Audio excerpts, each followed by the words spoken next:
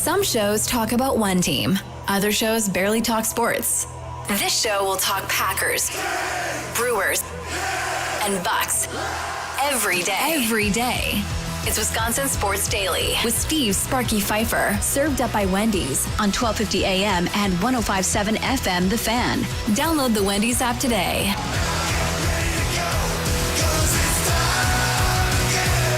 It is time again, hour number 3. Welcome in as we broadcast live from the 1250 AM and 105.7 FM The Fan Studios, powered by the Potawatomi Sportsbook. Stream us on your Odyssey app, AUDACY. Come watch us, hang out with us on YouTube. Live streaming. Cut up different videos from the shows each day. All of our local shows are live streaming now. Plus, we got shorts that we put out there every day, too. Search The Fan Milwaukee on YouTube as that base of people continues to grow each and every day, each and every week going forward. We talked earlier today with Isaac Collins, Brewers outfielder, after the big home run. We led off the show with him at 2. Mike Wall, former Packers offensive lineman, went over the preseason game with him at 2:40. John Heyman, our MLB Network insider, joined us at 3:20. And now it's time to get to this. It's time for your green and gold update on Wisconsin Sports Daily, powered by the Potawatomi Sportsbook on 1250 AM and 105.7 FM The Fan with Steve Sparky Fifer. All right, let's get to what happened in today's training camp practice from earlier today. I think, not positive, but if it was me writing a headline, it would be something along the lines of, "We have a Lucas Van Ness sighting." Something along those lines as of today's practice. Sacks, rushes, hurries, whatever you want to call it, and it didn't really matter who was lining up against him. Lucas Van Ness had a coming out party for the first time today at training camp. What does that mean in the grand scheme of things? Nothing. But, right? We always talk about, like Mike McCarthy always used to say, the former Packers head coach, it's all about stacking successes, right? So stack today with another good day the next time you practice. And then stack that with a good preseason game if you get to play in the preseason game against the Colts this weekend. Stacking successes. But that is probably the main highlight of today, was Lucas Van Ness playing really well tonight and doing his thing. Matthew Golden continues to catch everything thrown at him. Malik Heath had another drop today as well, something else to kind of keep an eye on going forward. Morgan was at left tackle again today with the ones, still without Rasheed Walker out there, so that's something else to look at. The big 2-minute drive that they did 2 of them. The second unit, Malik Willis threw 1 pass and was picked, and that was the end of practice. So that didn't go so well. Malik Willis in the preseason game didn't look all that great to me either. We're being honest. Did you see anything that you were excited about with Malik Willis? No, not really. They tried to run him the first play. The first play, he took off to the right side, trying to use his legs right out of the box. I would not be calling run plays for Malik Willis, mainly because if Sean Clifford's 3, I don't want Sean Clifford to be 2.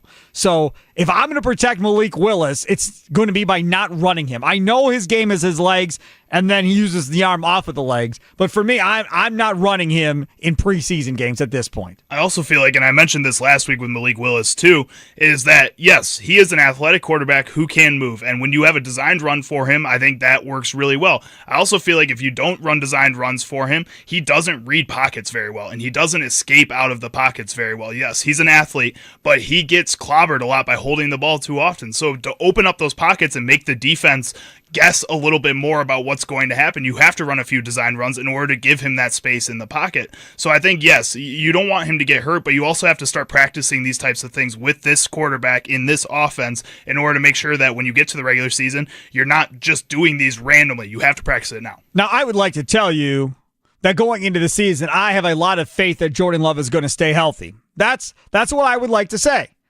So Jordan Love's hurt already. And you're like, what do you mean? Yeah, he's hurt. Hurt.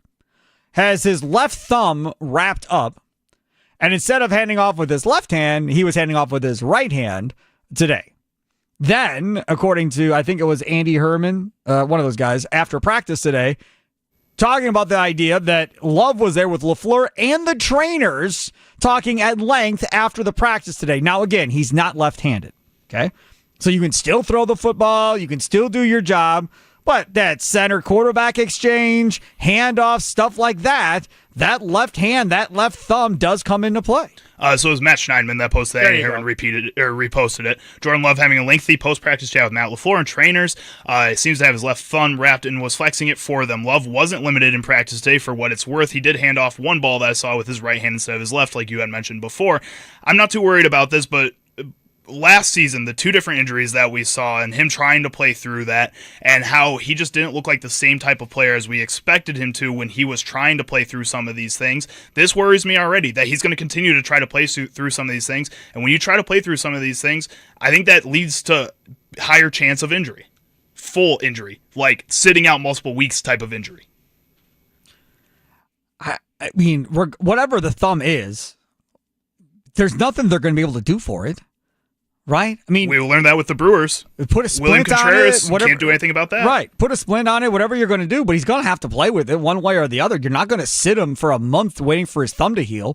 And now I understand he could take a helmet to the thumb. He could thumb yanked backwards. There's all kinds of things that could go wrong for Jordan Love, but I don't think he can potentially miss games because of this. He's just got to play through it, and hopefully the pain isn't too crazy that he can play through at this point. But that does not lead me to get overly optimistic that Jordan Love is going to be out there for all 17 games. We can't even get through it one preseason game and he's hurt. Exactly. This is a little frustrating, but this is also something that I think there's some Packers fans that want that. What we learned from the Mason Crosby show last week is that Malik Willis is so loved by fans that they would look for any opportunity to downplay what Jordan Love has done for this Packers team to this point. I know he hasn't been as amazing as a lot of people expected him to be, but he's been good, and he's been a really good game manager at the least. And I think that's something that you have to give him credit for. And yes, going out there and playing with injuries is a little frustrating, but you shouldn't ever think that this is something that is going to be a good opportunity for the Packers if he's out.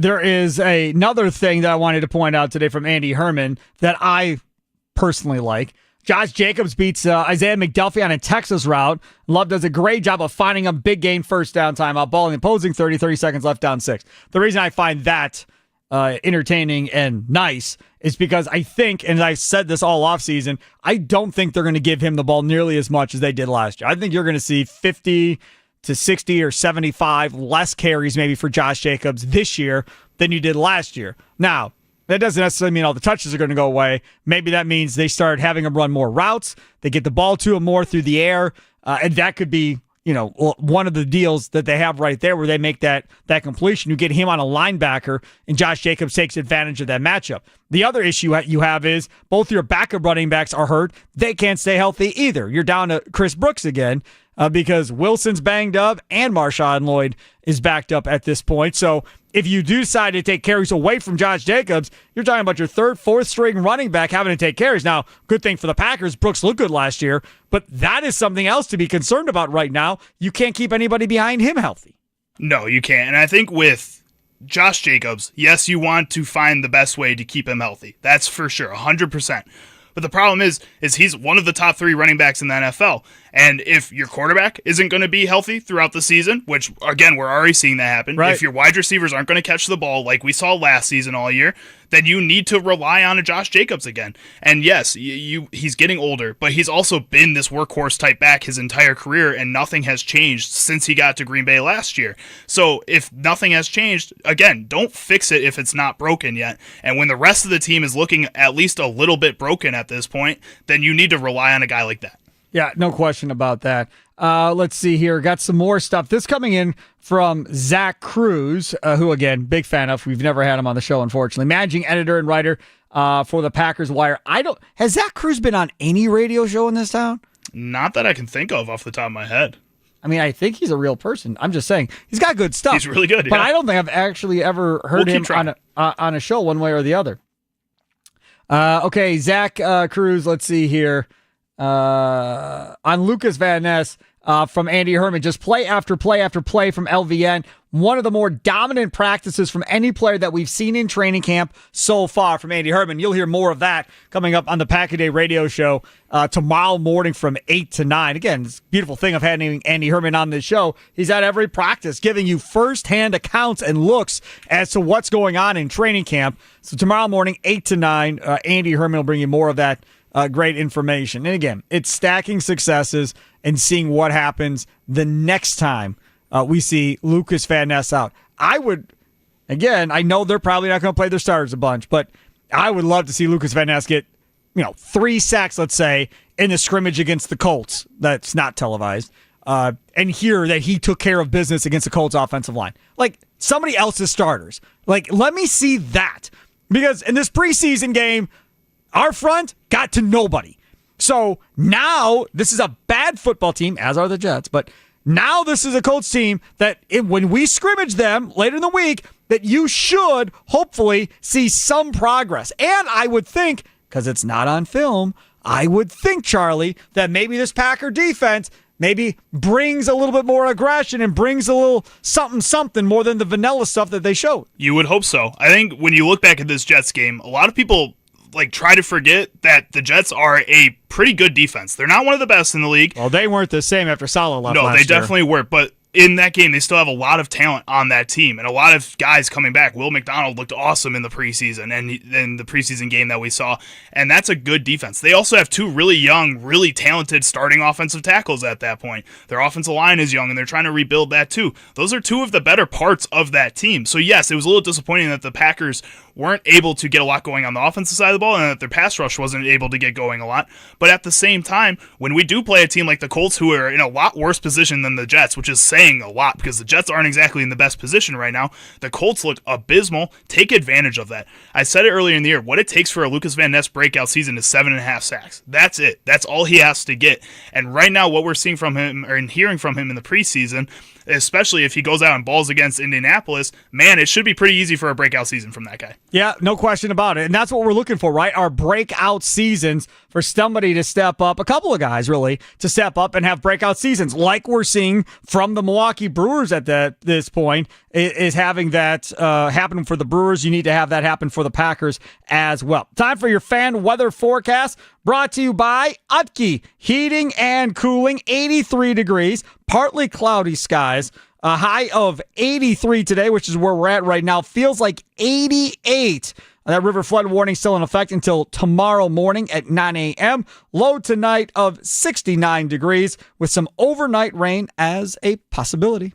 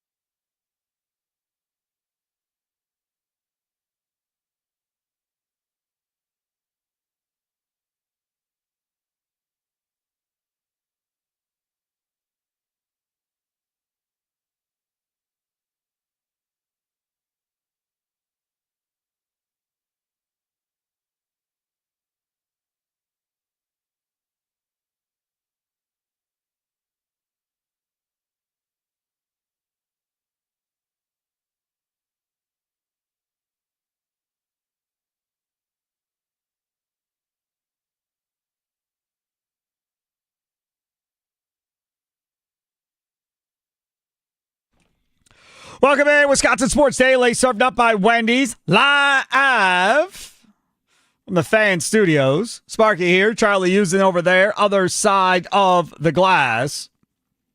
The Meal of Misfortune, devised by Wednesday Addams, is available now at Wendy's, where you must surrender to your fate. It comes with the rest in 10-piece nugs, small cursed crispy fries, and a small Raven's Blood Frosty, and of course 2 of 4 mysterious dips of dread to up the torment. In Wednesday's words, it's pure torture and tribute to the suffering that awaits us all from the dips of dread. And the best part is you never know what you'll get. Each uniquely insufferable in its own torturous way. It's got to be Wendy's. Watch Wednesday Season 2 only on Netflix. Available for limited time only at participating U.S. Wendy's while supplies last. All right, let's talk a little bit about my joy of looking at angry Cub fan tweets, because I have a lot of joy in doing that, and we not have really done this before. Who is it? Jimmy Fallon that read angry tweets or whatever? Is that who that was that did that? It was Fallon or Kimmel, but they would have... Oh, maybe it was Kimmel. You're they right. would have Kimmel. celebrities come on and read their own angry tweets. Right. I think it was Kimmel now. I'm saying that. Yeah, that's what it was. Right. And coming up after we do angry tweets here, we'll get to Isaac Collins, who was the hero from yesterday's game, the game-winning walk-off homer, which was truly remarkable. Now, I don't know if I'm a troll for this or not, but I literally went on Twitter and searched Cubs. That's all I did yesterday was search Cubs. After they lost, I just kind of wanted to see like how angry really are Cub fans at this point by how badly things are going for them at this point. First, I find a non-Cub tweet. Our boy Tim Muma over at Brewer Fanatic. He tweeted crazy stat. Since May 5th, and this was before the Cardinal game started, Cub Cardinal game started. Crazy stat. Since May 25th, the Cubs have the second best record in the NL. 5th in all of Major League Baseball. And they have lost 12 games in the standings to the Brewers since that time. Second best record since May 25th. They lost 12 games, man. That's insane. I can't even imagine like being that good and then still being so much worse than your rival. Like that would be so infuriating. Right? I mean, again, if you're a sports talk show host in Chicago, you win a series, you win 2 out of 3, and you lose a game. And you're like, what is going on? You're winning series, and it doesn't matter. You're winning 2 out of 3. That's the problem. And the Brewers are winning 3 out of 3 and 4 out of 4. That's the big issue, is you're still good, but you're not as good as them. Yes, it is. Oh, it's so good. Okay, some of the other stuff that I've come across here. Cubs World on Twitter. Being a Cubs fan, third largest market, team is 26th in revenue spent on payroll, play decent ball for 2 or 3 months, owner makes money, Hoyer lies about being all in and trades for no one, offense breaks in second half, team falls off a cliff, rinse and repeat every year, hashtag Cubs. Now, is that guy being over-emotional or is that guy spitting facts, Charlie Usen? I don't know if he's being over emotional or spitting facts. I think it's a little bit of both. I think right now this Cubs team, I think a lot of Cubs fans are just overreacting over a lot of these things. And they're still a good team, like I said. The problem is that they're not as good as a team that's not putting as much effort into the front office as they are, or as they're supposedly should be doing. And I think that's the big problem here, is that, yeah, you're overreacting because this team is still a good team. The problem is that your front office is acting like they're not a good team. No. I don't see, and I could be wrong about this. I don't think that's the case. I think your front office is acting like a bunch of cheapos. And I don't know if it's their fault or, like I brought this up to John Heyman. We were talking about this. Is it Ricketts' fault, the owner, or is it the front office's fault for not being more aggressive? I think it's the ownership fault. I think it's ownership's fault too. I don't think you make that trade for Kyle Tucker as a front office unless you're planning on re-signing him. And I think the ownership is who's telling them, no, don't re-sign him. He's not playing all the way as well as he was in Houston. But the problem is he can play as good as he was in Houston. The first half of the season was almost as good as he was in Houston. I mean, that's an easy contract for most other people, except for a person that has a lot of money and doesn't want to spend that much money. This is a fun segment that we're doing. I'm just reading angry Cub fan tweets. Barstool Chicago. It's a picture of Moneyball, and it says Billy, this is the Chicago Cubs. They're in a major market and attendance is through the roof every year. They're one of the most iconic teams in sports. They've been at the top of the standings all year. Their defect is they spend money like the Pirates at the trade deadline. Yeah, that's exactly it. And the Pirates aren't a good team. Like, they're a poorly run franchise. This Cubs team should not be that. They have won a World Series in the past 10 or 15 years. They should not be in the same spot as the Pittsburgh Pirates. It's insane. No question. Waddle and Sylvie, popular radio show down in Chicago. Sylvie, his account, says, the Brewers are 16 games better than the Cubs since Judd hired Craig Counsell. Cool. Awesome. I'm sure Cubs fans are super rational in the comments of that post. Jason Proctor replies back, and the Cubs payroll is almost 2 times that of the Brewers, and then he puts a picture in. According to BetMGM, the Cubs payroll is ranked 12th in baseball, the total payroll of $192.5 million. The Brewers payroll, 24th in the league with a payroll of $108.2 million. Almost double the money. And it just does not feel like that. One bit. Not a single player on that Cubs team right now feels like they're worth double the money of any Brewers player. Jay tweets, in hindsight, this has been a terrible hire. Counsell does not know how to play small ball and get the best out of his team. He relies too much on the home run ball, lack of accountability across all fronts. Time to have the uncomfortable conversation and look for another leader. Who takes back Ross to be the manager again? Nobody. People like David Ross. David Ross, a Cub at least. He was, yeah, I guess, for 2 seasons. And yeah, he won a World Series with the team. But that shine of that all went away when you saw how bad of a manager he was last season. I know Craig Counsell has had 2 seasons ago. 2 seasons ago. I know Craig Counsell has had his low points. At the same time, he is still a very successful manager that has led the Cubs to a very good record this year. They're still a good team. I have to reiterate this to some people that the Brewers can't take them lightly because they're a good team, but the Brewers just look insane right now. It's absurd. You can't blame that all on Craig Counsell. Dan replies back, the best thing that happened for Milwaukee was him being hired by the Cubs. I mean, dude is getting it. Hoyer is getting a lot of this flack. Counsell is getting a lot of this flack as well. I mean, it's pretty nuts reading how this is going. And I would assume, and I didn't Google Mets, I would assume David Stearns is getting drilled in New York, similar to probably how Counsell's getting drilled. Cubs Insider tweets, the Brewers are a better run organization. Don't really think it's debatable. And you just gave Hoyer an extension. Yeah.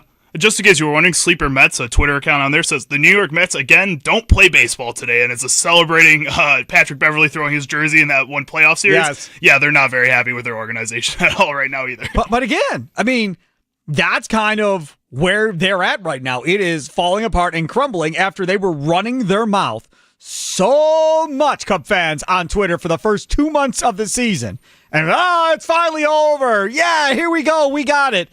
And then it blew up. John Greenberg, who is a writer and covered the Cubs for quite a long time. Since losing the division lead on July 20th, the Cubs have lost 4 of their last 6 series, going from tied to 6 back in the Central. And you brought it up after the deadline, shortly thereafter. They've been playing a lot of 500 baseball at this point. And when you have a team as red hot as the Brewers are at this point, that's not going to be good enough. No, it's not. And again, it's 500 baseball with a lot of mental mistakes.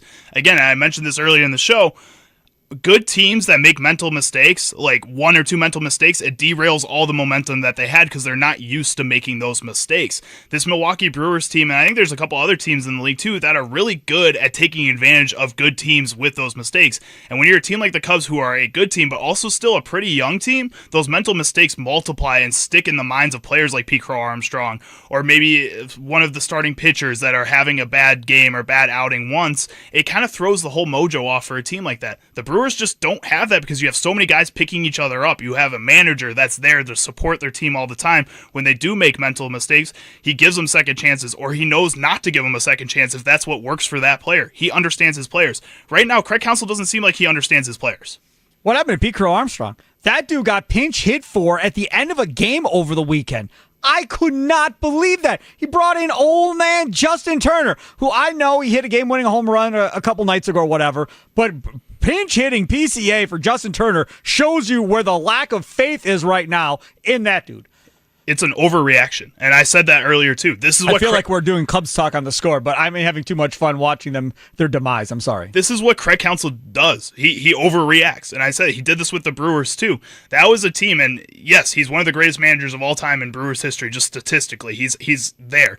At the same time, you saw a lot of poor decisions that resulted in the team falling apart and having those moments, like we talked about with these good teams, where they just cannot bring themselves out of that downward spiral. Right now, what you're seeing with the Cubs is him doing that, making overreaction plays and seeing the team kind of reject that, and then now they're going into that downward spiral. Absolutely right. Coming up, we're going to hear from Isaac Collins. In case you missed the interview earlier, we're also going to do some of the things that we missed on today's show besides Isaac Collins. But I want to make sure y'all have a chance to hear this because Isaac Collins, that game-winning home run yesterday was truly remarkable. And now you get the Pirates. Again, don't forget the leadoff show, powered by the Potawatomi Sportsbook, with our guy Tommy Words hanging out here in the studio. Gets you going at 5 o'clock right up to 6:30. 3-game set here. And the Brewers and Pirates tomorrow night. Ooh. I mean, it's Haney versus Quintana tonight. Okay. Tomorrow is the one that everybody's pumped about, right? Peralta versus Paul Skeens tomorrow at American Family Field. That should be a fun one, too. I will say this. I don't care if they lose tonight or not, if I'm being honest with you. It really doesn't matter. Like yesterday, I was watching the game, and I'm like, 5-0. I was like, okay, winning streak's over. It's no big deal. We're fine. I really don't go into a game like, oh, we can't lose this one. It is a very weird feeling where you watch it and you're so calm and understanding of, even if they don't turn around to win this, it's not going to be the end of the world because they're so damn good and so far out in front, you don't have to worry about losing a baseball game, Charlie. It's a pretty cool feeling. And even if they are down early or some situation like that, you also don't feel like this team is going to lose that game. Nope. Never.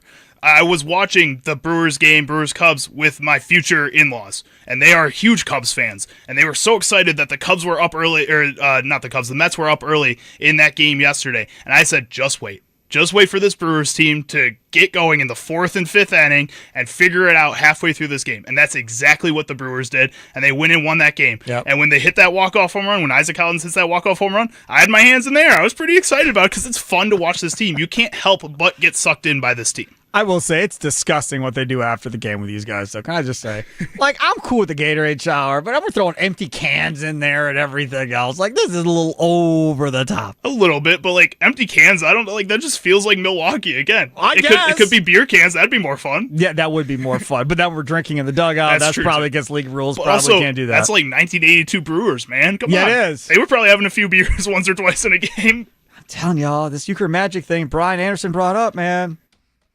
Maybe.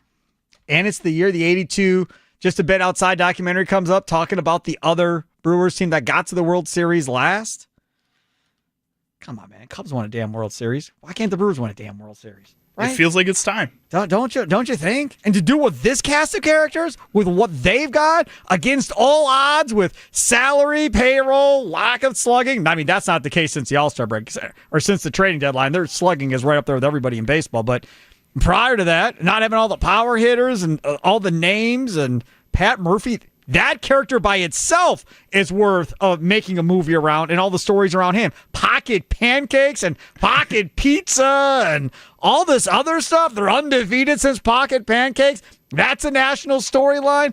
I mean, what more do you want for a movie? I mean, it's awesome. And the Just a Bit Outside documentary, the 1982 Brewers documentary, is in rotation at the Baseball Hall of Fame right now.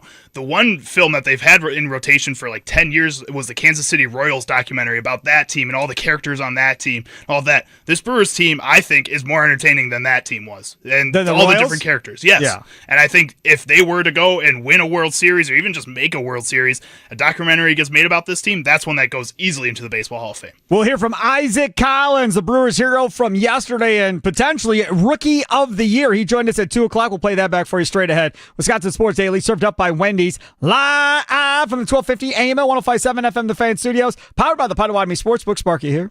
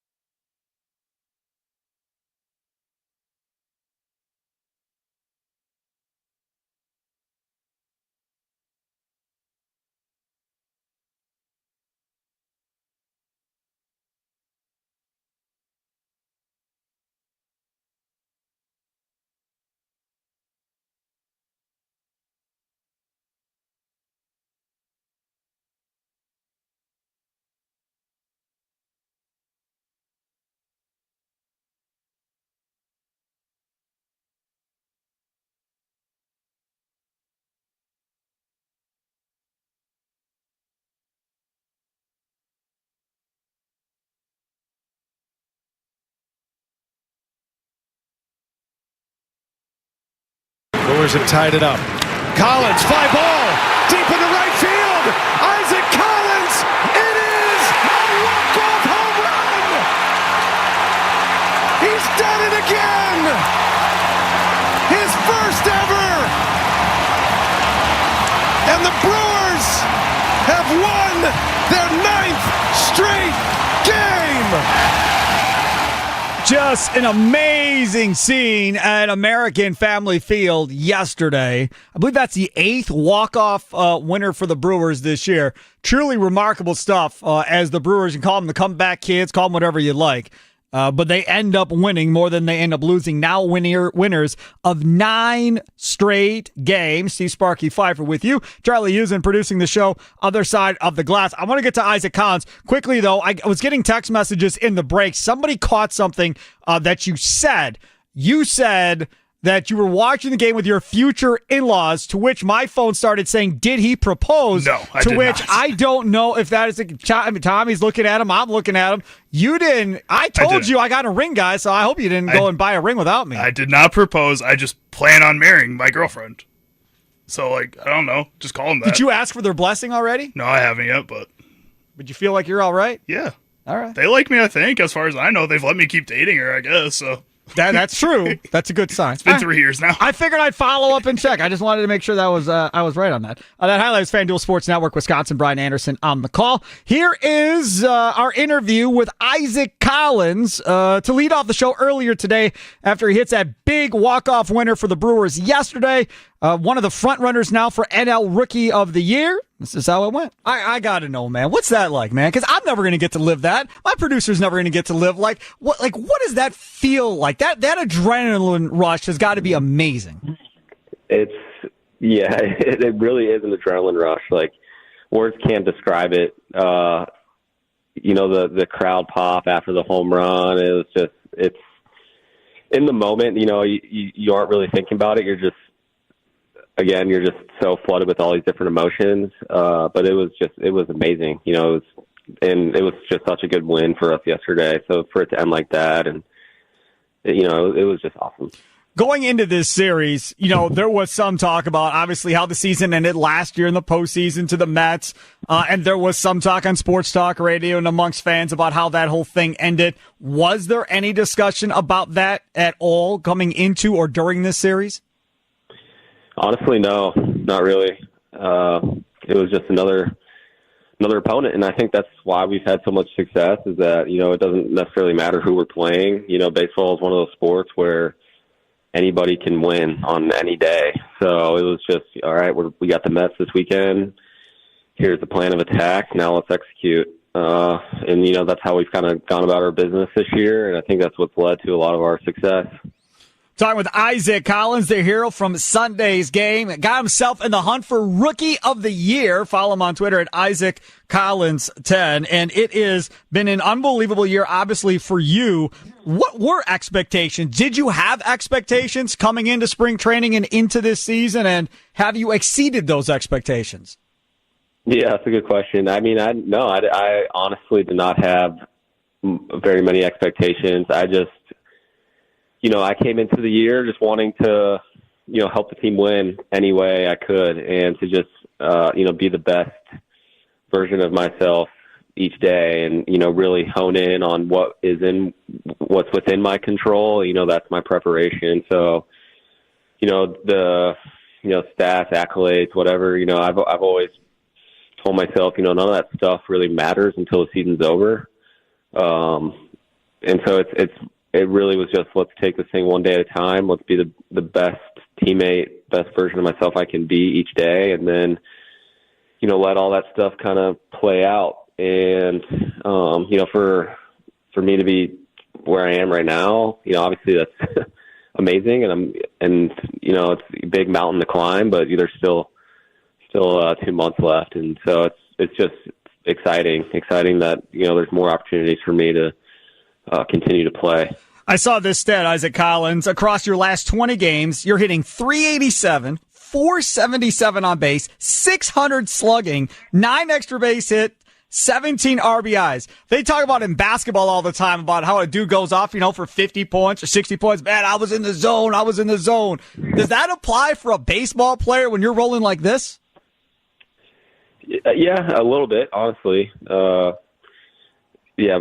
zone, that flow state, whatever you want to call it, it really is just, being present and just, taking the game one pitch at a time. And obviously when you have a lot of success, that confidence just continues to build, and that, the trust in your abilities there. And so it just, compounds, and then you end up going on these crazy streaks. So yeah, obviously I don't expect to stay hot like this for the entire year, but I'm going to, ride the wave as long as I can and just continue to do what I know works. And that's, my process, and just taking the game one pitch at a time. Talking with Isaac Collins, Brewers outfielder in the running for Rookie of the Year. He joins us here on Wisconsin Sports Daily, served up by Wendy's on the Fan. Steve Sparky Fifer with you. How much do you guys talk about standings? Earlier in the year, you're down by about 5.5 games, and now all of a sudden you look at the Chicago Cubs, the manager I refer to as the trader, who used to be here, and they're 6 games back of Milwaukee. How much do you kind of look and see where they're at versus where you guys are? Yeah, I mean, we're definitely we know what the standings are, and but again, that's not why we're playing. We're taking this thing one day at a time. We're just trying to win today. But yeah, we know what's at stake. We know that we're in first place, and we've got ourselves a decent lead, and we want to keep that lead. And for us to do that, we gotta take this thing one day at a time and just execute and win tonight, no matter who we're playing. So, yeah, I mean, there's definitely some knowledge. We're not just completely ignoring the fact that we're in first place or first in the NL. So, I think it's just a level of excitement. Like, hey, we can do something really special here. We have a chance to, really make a run here. But again, let's focus on today. Let's stay present, and let's win today. 5-game set coming up against those Cubs, starting next Monday with a doubleheader. So it's 5 games in 4 days, and probably a series. I'm not going to go as far as say it's going to decide the division, but it might decide the division, depending on how that all plays out. What's it like for you as far as playing at American Family Field in that series against the Cubs versus playing down at Wrigley against the Cubs? I mean, I feel like we've actually done a pretty good job of playing on the road this year. We don't necessarily feel too much pressure on the road. When we're on the road, it's almost like, the home team has more to lose than we do. So, yeah, I have a feeling Wrigley's going to be rocking those few days, and it's going to be fun. I think a lot of us are looking forward to it. But we're just trying to take this thing one day at a time. He is Isaac Collins, the hero from yesterday, the walk-off homer for the Brewers outfielder. Follow him on Twitter at Isaac Collins10. I've only got a couple minutes left. I want to get to know Isaac Collins a little bit more. I feel like we don't all know you as much as we should probably all know you. Favorite sport to do outside of baseball? Favorite sport to do outside of baseball? I mean, I enjoy golfing, but I'm a huge football fan. I love football. I love college football. I love NFL football. My dad was a collegiate football player at West Virginia, so West Virginia was my squad growing up, and with Charlie Green, our bullpen coach, his son was the recent quarterback at West Virginia, so we have a little connection there, and yeah, I love football. So who's your NFL squad then? My NFL squad's Pittsburgh, actually.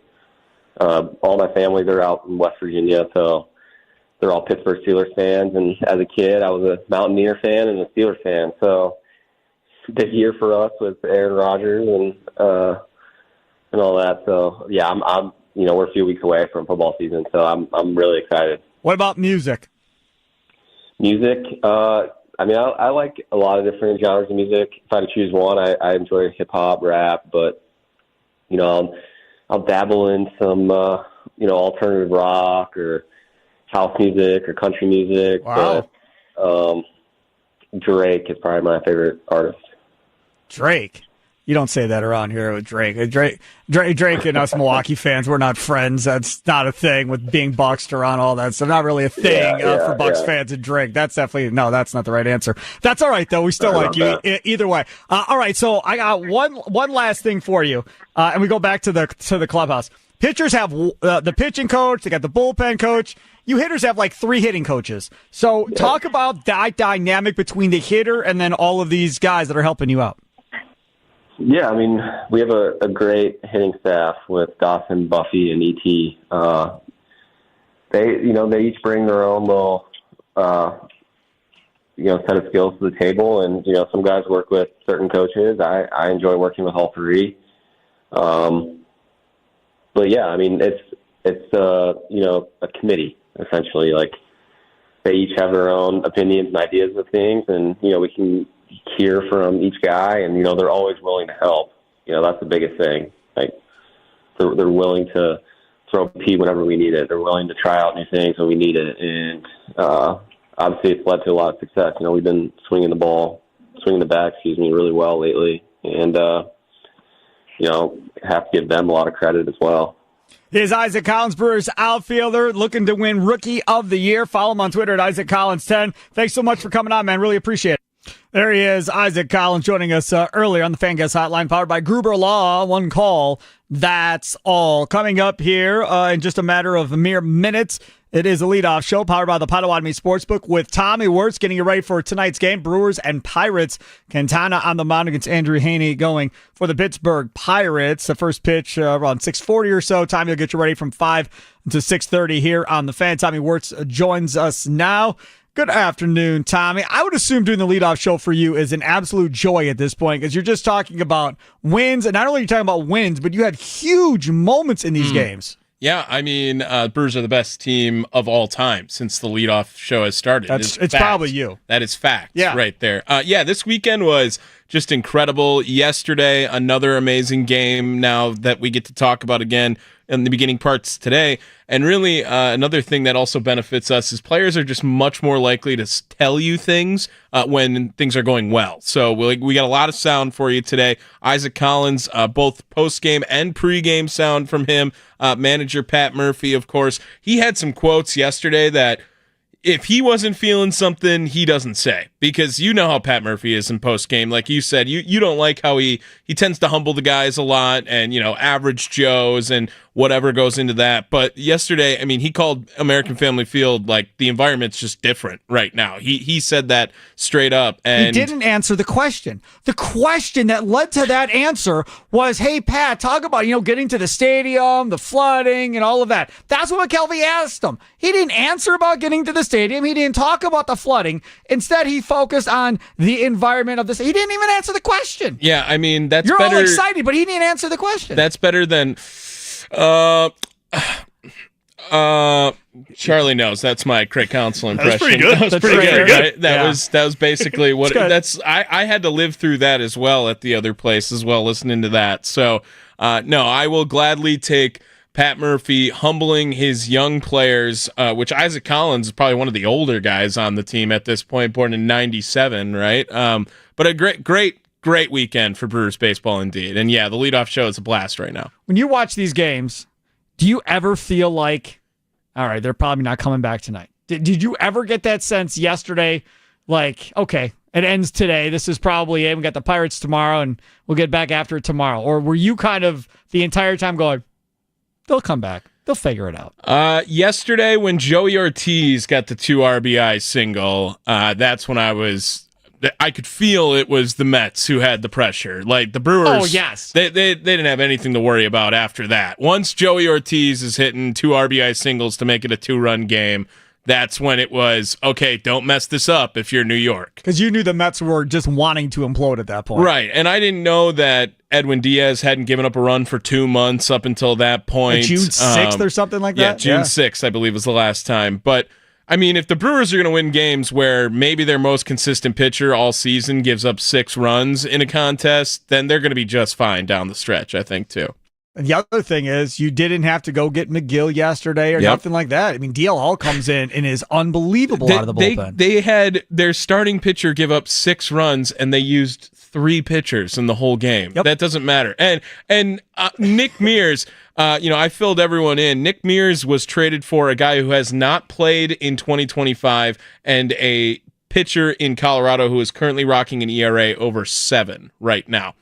Just another fleecing by Matt Arnold and his crew. No question. And we get to see Shelby Miller for the first time over the weekend as well. And if he can stay healthy, he's going to be huge for this team down the stretch and into the postseason. Yeah, I'm not sure what they're trying to do here with Shelby Miller. If they want him to, is he going to be Brad Boxberger? Is that what they, is he going to come in the 7th inning every time? Is that what Shelby Miller is supposed to do? Is he supposed to just be a guy who can pitch the first guy out of the bullpen because he has some starter experience as well, too? Like, I'm not sure what they're going to do with Shelby Miller. If it were me, and clearly I'm not a manager, but if it were me, I'd use him like Hader.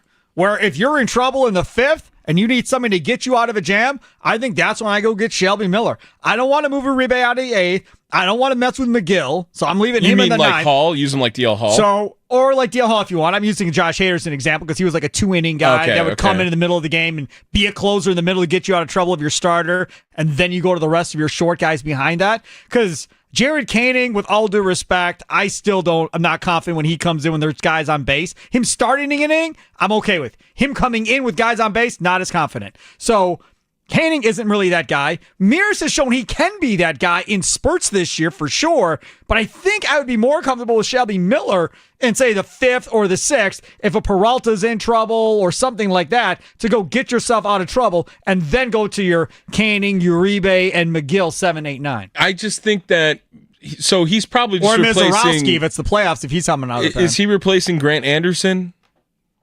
Maybe. That's probably the only guy I can think of at this point. It's either Koenig or Anderson, and I just don't know why you would. Be Koenig. Well, right, he's a lefty, right? So I can't imagine that's why that gets moved. But I don't know. It's interesting to see what Milwaukee's got working. They have so many options. That's the part of this team, and that's what we always talk about with Drew is just.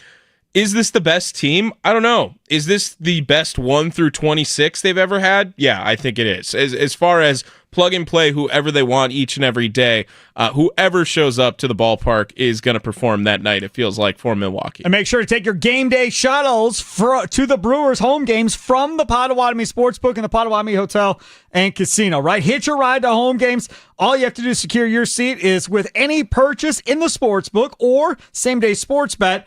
Seating is limited on a first-come, first-served basis. Again, shuttle leaves about within 1 hour of first pitch, returns within an hour after the game. So make sure to take advantage of the new Potawatomi Sportsbook game day shuttles to and from all Brewers home games. How has our boy Austin Herdenia, our expert, been on the leadoff show? He was hot early in the year. Yeah, I think we hit once or twice last week, so it was a little bit slower week, but I mean, Austin literally couldn't lose for about 2 or 3 weeks there for a minute there. It was great. I had to keep updating you. I know you're not even a big gambling fan, but he dropped that bombshell on us last week at the fair.